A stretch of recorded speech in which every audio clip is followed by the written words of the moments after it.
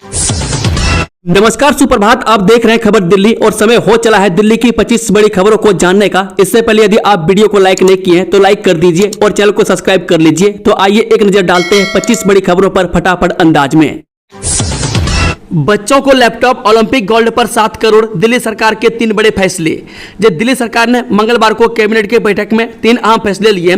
रेखा गुप्ता सरकार ने मुख्यमंत्री खेल प्रोत्साहन योजना की भी शुरुआत की है। 10वीं पास करने के बाद करीब 1200 बच्चों को मेरिट के आधार पर लैपटॉप दिया जाएगा।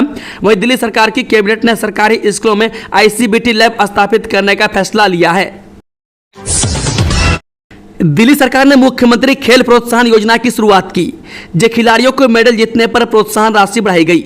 अब ग्रुप A व B में नौकरी भी मिलेगी। Olympic, para Olympic, Commonwealth games और नेशनल गेम्स खेलकर मेडल लाने वालों को अलग अलग श्रेणी में नौकरी देने के साथ प्रोत्साहन राशि दी जाएगी।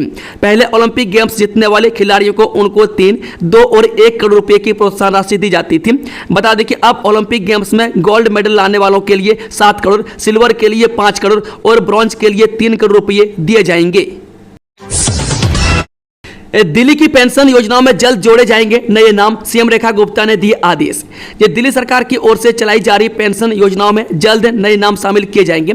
सरकार इसके लिए अपात्र लोगों को चिन्हित कर रही है। मुख्यमंत्री रेखा गुप्ता ने सोमवार को इस विषय पर समाज कल्याण मंत्रालय के वरिष्ठ अधिकारियों के साथ समीक्षा बैठक करने के बाद यह जानकारी दी।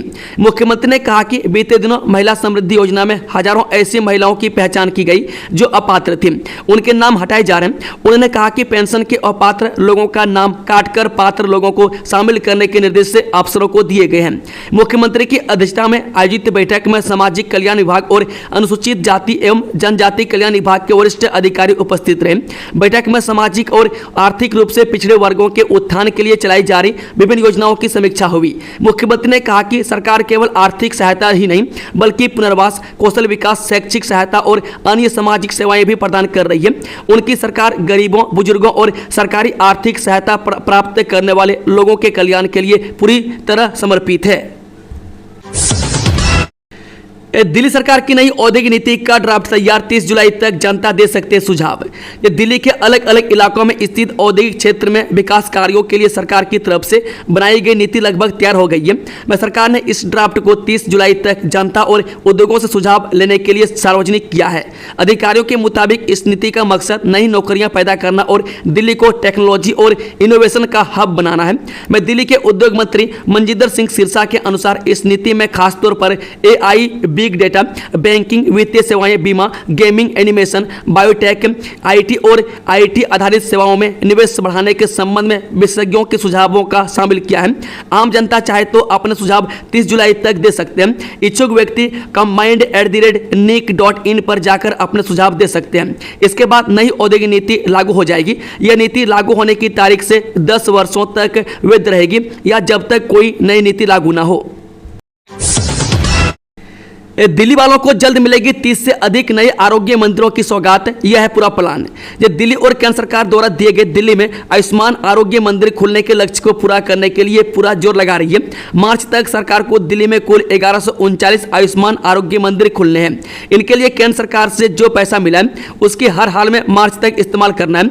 अगर यह पैसा उसका इस्तेमाल नहीं हुआ तो यह वापस चला जाएगा। इस बात की जानकारी केंद्रीय स्वास्थ्य मंत्री JP नड्डा ने एक कार्यक्रम के दौरान भी दी थी। अब इसी प्रयास की ओर से कदम बढ़ाते हुए दिल्ली सरकार अब अगले महीने 75 आयुष्मान आरोग्य मंदिर तैयार कराने में जुटी है। रेखा सरकार ने DBB विभाग के पेंशनर्स को दी सौगात, ग्रेजुएटी सीमा बढ़ाकर की 25 लाख। दिल्ली सरकार ने दिल्ली विद्युत बोर्ड यानी कि DBB पेंशन धारकों को बड़ी सौगात दी है। दिल्ली की रेखा सरकार ने दिल्ली विद्युत बोर्ड यानी कि DBB पेंशन भोगियों के लिए ग्रेजुएटी सीमा 20 लाख रुपये से बढ़ाकर 25 लाख रुपये कर दी है। यह बढ़ोतरी 1 जनवरी 2024 से लागू होगी। बिजली मंत्री आशीष सूद ने सोमवार को एक बयान में यह जानकारी दी। बिजली मंत्री आशीष सूद ने कहा कि इससे लगभग 500 पेंशन धारकों को तत्काल लाभ मिलेगा। दिल्ली सरकार की तरफ से साझा की गई जानकारी के अनुसार रेखा सरकार ने DBB कर्मचारी टर्मिनल लाभ निधि 2002 के पेंशन भोगियों के कल्याण के तहत ग्रेजुएटी सीमा 20 लाख से बढ़ाकर 25 लाख रुपये करने का प्रस्ताव रखा है। यह प्रस्ताव बोर्ड ऑफ ट्रस्टी के विचार के लिए भेजा गया है। दिल्ली में इस तारीख को स्वास्थ्य कर्मियों ने किया हड़ताल का ऐलान, जाने क्या है वजह। ये दिल्ली में स्वास्थ्य कर्मियों ने हड़ताल का ऐलान कर दिया। इन स्वास्थ्य कर्मियों ने 7वें वेतन आयोग की सिफारिशें लागू करने की मांग की है। इनका कहना है कि 7वें वेतन आयोग की सिफारिशें लागू करने से जुड़ी फाइलें सरकारी कार्यालयों में पेंडिंग है, इन पर फैसला नहीं लिया जा रहा है। मैं कर्मचारियों का यह भी कहना है कि उनकी मांगों पर सरकार की ओर से विचार नहीं किया जा रहा है। वह प्राप्त जानकारी के मुताबिक दिल्ली स्टेट हेल्थ मिशन के हजारों कर्मचारियों ने 28 जुलाई को पूरे दिन की सांकेतिक हड़ताल का ऐलान किया।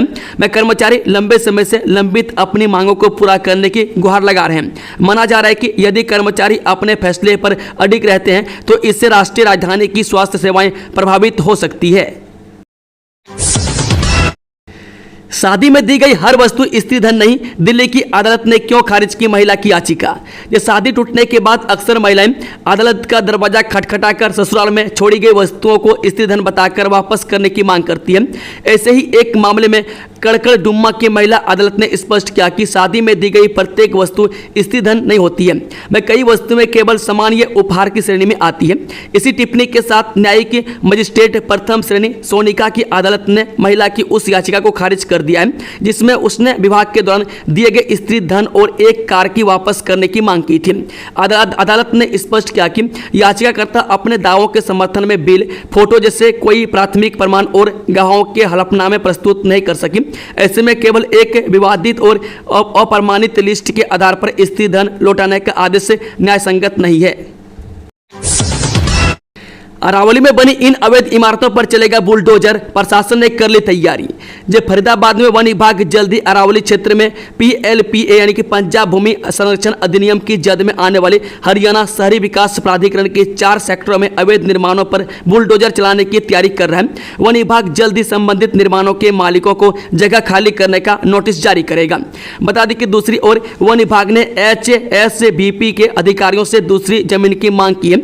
यदि HSBP जगह उपलब्ध करा देता है तो सेक्टरों में बने निर्माणों को गिराने की कार्रवाई रद्द हो सकती है। अरावली क्षेत्र में सुप्रीम कोर्ट के आदेश पर पिछले दिनों अवैध निर्माणों के खिलाफ कार्रवाई की गई थी। वह पहले चरण की कार्रवाई में 240 निर्माणों को गिराया था। अब दूसरे चरण की कार्रवाई की तैयारी की जा रही है। वह दूसरे चरण में अरावली क्षेत्र में बने सेक्टर 81, 44, 45, 46 के निर्माणों के खिलाफ कार्रवाई हो सकती है। वन विभाग फिलहाल निर्माणों को चिन्हित करने में लगा हुआ है। मैं चिन्हित होने के बाद संबंधित लोगों को जगह खाली करने का नोटिस दिया जाएगा। बता दें कि यह सेक्टर एक बड़ा रिहायशी सेक्टर है। इनके खिलाफ कार्रवाई होने से काफी लोग प्रभावित होंगे। इन सेक्टरों में 8 से 10 बहुमंजिला सोसाइटी बनी हुई है। जेवर एयरपोर्ट से जुड़ेगा ग्रेटर नोएडा वेस्ट, यहां 3 किलोमीटर सड़क बनाने की तैयारी। जो ग्रेटर नोएडा वेस्ट में रहने वालों के लिए एक गुड न्यूज है। मैं जल्द ही ग्रेटर नोएडा वेस्ट से जेवर एयरपोर्ट आना जाना आसान होगा। इसके लिए शहर की प्रमुख 130 मीटर चौड़ी सड़क को यमुना प्राधिकरण क्षेत्र में 120 मीटर चौड़ी सड़क से जोड़ने की तैयारी शुरू कर दी गई है। यहाँ 3 किलोमीटर लंबी सड़क का निर्माण किया जाएगा। इस पर यमुना प्राधिकरण से बातचीत कर निर्णय लिया जाएगा। मैं दोनों मार्गों के जुड़ने से जेवर एयरपोर्ट के साथ यमुना प्राधिकरण के आवासीय और औद्योगिक सेक्टरों के भी पहुंचना आसान हो जाएगा। सैन्य सेवा में हुई बीमारी पर ताउम्र दिव्यांगता पेंशन मिलेगी। ये दिल्ली हाईकोर्ट ने वायुसेना में 31 साल सेवा देने वाले एक ग्रुप कैप्टन को नौकरी के दौरान हुए हाई ब्लड प्रेशर और डायबिटीज टाइप 2 को दिव्यांगता की श्रेणी में मानते हुए ताउम्र दिव्यांगता पेंशन देने का आदेश दिया है। मैं जस्टिस C हरिशंकर और जस्टिस अजय दिगपोल की बेंच ने कहा कि सशस्त्र बलों में भर्ती के समय उम्मीदवारों की शारीरिक व मानसिक स्थिति की जाँच होती है। यदि वह भर्ती के समय पूर्ण रूप से स्वस्थ पाया गया हो तो बाद में हुई स्वास्थ्य गिरावट को सैन्य सेवा का परिणाम माना जाएगा। वह बेंच ने माना कि सशस्त्र बलों में तैनाती के दौरान अधिकारी तनाव और दबाव में कम काम करते हैं, जिससे हाई ब्लड प्रेशर और डायबिटीज जैसी बीमारियां हो सकती है। अब यमुना के बाढ़ क्षेत्र में नहीं हो सकेगा अतिक्रमण, DDA ने शुरू की खास तैयारी। ये दिल्ली में अब यमुना के बाढ़ क्षेत्र में अतिक्रमण करना संभव नहीं हो सकेगा। वजीराबाद बैराज से ITO बैराज तक यमुना के बाढ़ क्षेत्र के 11 किलोमीटर लंबे हिस्से पर अतिक्रमण रोकने के लिए DDA ने खास तैयारी शुरू कर दी है। मैं DDA यमुना के बाढ़ क्षेत्र में स्थित अपने सभी मौजूदा और भावी पार्कों को आपस में जोड़ने की भी योजना बना रहा है। वह दिल्ली विकास प्राधिकरण यानी कि DDA वजीराबाद बैराज से ITO बैराज तक यमुना के बाढ़ क्षेत्र क्षेत्र के 11 किलोमीटर लंबे हिस्से पर स्टील की बाड़ लगाएगा। इसका उद्देश्य पारिस्थितिक रूप से संवेदनशील इस क्षेत्र को अतिक्रमण से बचाना है। अतिक्रमणकारियों ने सोमवार को बताया कि लगभग 18 करोड़ रुपए की अनुमानित लागत वाली इस परियोजना को चयनित ठेकेदार द्वारा 4 महीने के भीतर पूरा किया जाएगा। यह पहल नदी के डूब क्षेत्र को फिर से प्राप्त करने और संरक्षित करने के व्यापक प्रयास का हिस्सा है। दिल्ली एयरपोर्ट से उज्बेकिस्तान की महिला गिरफ्तार, पुलिस ने जारी किया था लुक आउट सर्कुलर। दिल्ली के इंदिरा गांधी अंतर्राष्ट्रीय हवाई अड्डे से उज्बेकिस्तान की एक महिला को गिरफ्तार किया गया है। दिल्ली पुलिस ने चोरी के मामले में महिला के खिलाफ लुक आउट सर्कुलर जारी किया था। चोरी की शिकायत कुआलालंपुर से दिल्ली आई गुरुग्राम की एक महिला ने दर्ज कराया था। एक अधिकारी ने सोमवार को बताया कि उज्बेकिस्तान की एक महिला को इंदिरा गांधी अंतर्राष्ट्रीय हवाई अड्डे पर बैगेज बेल्ट से 3 लग्जरी हैंडबैग चुराने के आरोप में गिरफ्तार किया गया। वह अपने देश में व्यापार करने के लिए अक्सर कपड़े खरीदने भारत आती थी। दिल्ली के वेलकम इलाके में एक शख्स की चाकू गोदकर हत्या, आरोप में 3 नाबालिग गिरफ्तार। देश की राजधानी दिल्ली के वेलकम थाना क्षेत्र स्थित जनता कॉलोनी में बीती रात एक युवक की चाकू से गोदकर मौत के घाट उतार दिया गया। देर रात लगभग 11:21 पर चाकू की वारदात की सूचना पुलिस को मिली। मौके पर पहुंची पुलिस टीम को पता चला कि घायल को पहले ही जेपीसी अस्पताल ले जाया गया, जहां डॉक्टरों ने उसे मृत घोषित कर दिया है। Work from home job fraud का भंडाफोड़, ऐसे देते थे ठगी को अंजाम, कैसे करें बचाव। दिल्ली की दक्षिण पश्चिम जिले की साइबर पुलिस ने online work from home job fraud syndicate का भंडाफोड़ किया है। इस गैंग के 4 लोग अरेस्ट किए गए हैं। ये आरोपी लोगों को पार्ट टाइम ऑनलाइन नौकरियां का लालच देकर ठगते थे और फिर धोखाधड़ी से कमाए गए पैसों को क्रिप्टो करेंसी के जरिए ठिकाने लगाते थे, ताकि बैंकिंग सिस्टम और कानून प्रवर्तन एजेंसियों को गुमराह कर अपना काम किया जा सके। पुलिस ने गिरफ्तार आरोपियों के पास से 4 मोबाइल फोन भी बरामद कर लिए हैं। यह मामला तब सामने आया जब शिकायतकर्ता ने बताया कि 23 मई को एक टेलीग्राम आईडी के कांटेक्ट में आया, जिसने उसे वेबसाइटों की रिव्यू के लिए रिव्यू पर 50 रुपए का इनाम देने की पेशकश की। कुछ आसान काम पूरे करने और मामूली भुगतान लेने के बाद धोखेबाजों ने उसे बिटकॉइन की खरीद बिक्री के प्रीपेड टास्क में शामिल होने के लिए कहा है। लोकसभा आज तक के लिए स्थगित, विपक्ष ने किया हंगामा और नारेबाजी। जब मानसून सत्र का आज दूसरा दिन भी हंगामेदार रहा, मोदी सरकार ऑपरेशन सिंदूर पर चर्चा के लिए तैयार हो गई है, लेकिन विपक्ष फिर भी हंगामा कर रहा है। बता दें, राज्यसभा में बिल ऑफ लैंड पास हो गया। वहीं राज्यसभा के सभापति जगदीप धनखड़ ने उपराष्ट्रपति पद से इस्तीफा दे दिया है। मानसून सत्र 2025 की दूसरे दिन की कार्यवाही भी हंगामेदार रही। वहीं कल 21 जुलाई को भी सत्र की शुरुआत हंगामेदार रही।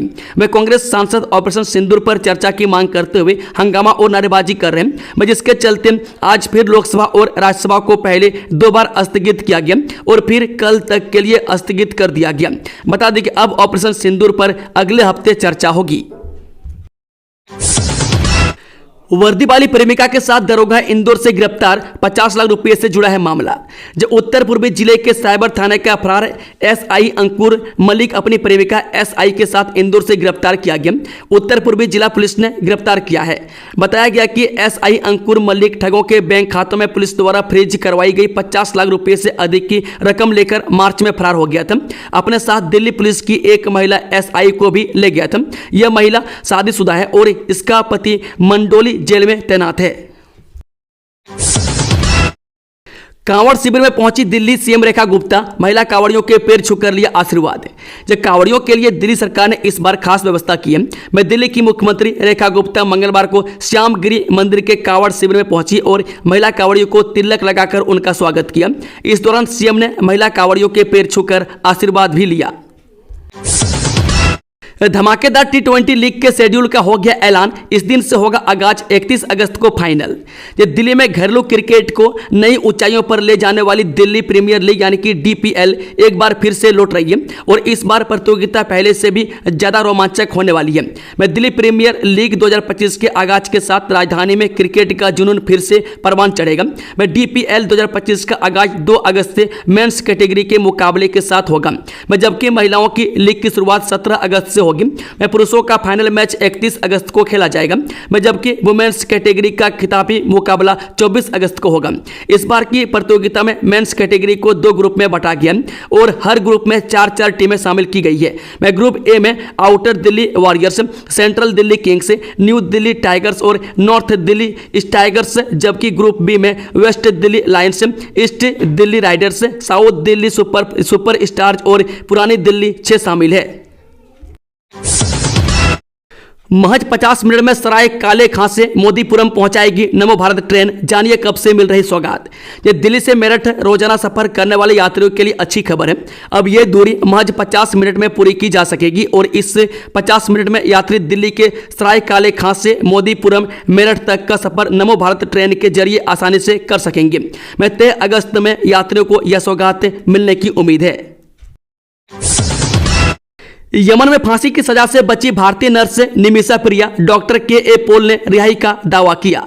जो भारतीय नर्स निमिषा प्रिया, जो यमन में हत्या के आरोप में फांसी की सजा सुनाई गई थी, की मौत की सजा रद्द कर दी गई है। यह जानकारी ग्लोबल पीस इनिशिएटिव के संस्थापक और ईसाई प्रचारक डॉक्टर के पॉल ने मंगलवार रात यमन की राजधानी सना से एक वीडियो संदेश में दी है। डॉक्टर पॉल ने बताया कि भारतीय और यमनी नेताओं ने लगातार 10 दिनों से दिन रात प्रयास कर इस बड़ी सफलता को हासिल किया है। उन्होंने यमनी नेताओं की शक्तिशाली और प्रार्थनापूर्ण कोशिशों के लिए आभार जताया। पक्की नौकरी की मांग को लेकर डीयू संविदा कर्मचारियों का बड़ा प्रदर्शन, बयां किया अपना दर्द। ये दिल्ली विश्वविद्यालय और इससे संबंधित कॉलेजों में लंबे समय से कार्यरत संविदा कर्मचारियों के नियमितीकरण, डिस्पेंसरी सुविधाओं पर रोक सहित अन्य मुद्दों को लेकर दिल्ली विश्वविद्यालय एंड कॉलेज कर्मचारी संघ ने मंगलवार को धरना प्रदर्शन शुरू किया। कर्मचारी संघ ने आर्ट्स फैकल्टी से विश्वविद्यालय के गेट नंबर 1 तक रैली निकालकर विरोध जताया और 37 सूत्रीय मांग पत्र कुलपति को सौंपा। आधी रात पुलिस और बदमाश के बीच चली दनादन गोलियां, कुख्यात बदमाश गिरफ्तार। जब पूर्वी दिल्ली में एक साहसिक कार्रवाई के दौरान दिल्ली पुलिस ने उस कुख्यात बदमाश को मुठभेड़ के बाद गिरफ्तार कर लिया जिसने हाल ही में एक पुलिसकर्मी पर हमला किया था। यह मुठभेड़ सोमवार देर रात गाजीपुर पेपर मार्केट में हुई। पुलिस अधिकारियों के अनुसार सोमवार रात करीब 12 बजे पूर्वी जिला की एंटी नारकोटिक्स स्क्वाड को सूचना मिली कि एक वांछित अपराधी गाजीपुर पेपर मार्केट में किसी से मिलने आने वाला है। उक्त अपराधी ने कुछ दिन पहले पटपड़गंज इंडस्ट्रियल एरिया थाने में तैनात एक पुलिसकर्मी पर हमला किया था और तब से फरार चल रहा था। ग्रेटर नोएडा बीडीएस छात्रा मौत मामले में बड़ी कार्रवाई, डीन और एचओडी समेत 4 सस्पेंड, जाने पूरा मामला।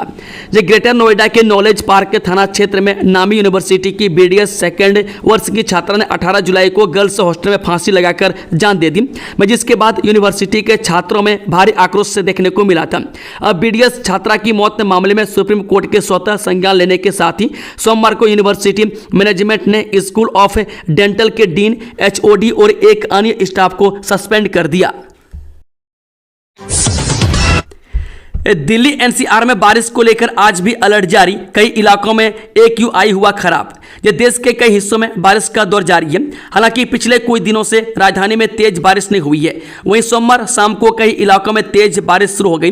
इससे पहले आसमान में काले बादल छा गए और तेज हवा भी चली। राजधानी दिल्ली के कई इलाकों में कल देर शाम तेज हवाओं के साथ मध्यम बारिश हुई, जिसके बाद लोगों को उमस भरी गर्मी से राहत मिली है। मौसम विभाग का अनुसार है कि 27 जुलाई तक दिल्ली और एनसीआर के इलाकों में बादलों की लुका छिपी का खेल जारी रहेगा। वह 23 और 24 जुलाई को दिल्ली एनसीआर के इलाकों में गरज चमक के साथ फुहारें पड़ सकती है। इसके बाद 25, 26 और 27 जुलाई को दिल्ली के साथ ही एनसीआर के विभिन्न हिस्सों में बादल छाए रहेंगे और गरज चमक के साथ हल्की बौछारें पड़ सकती है।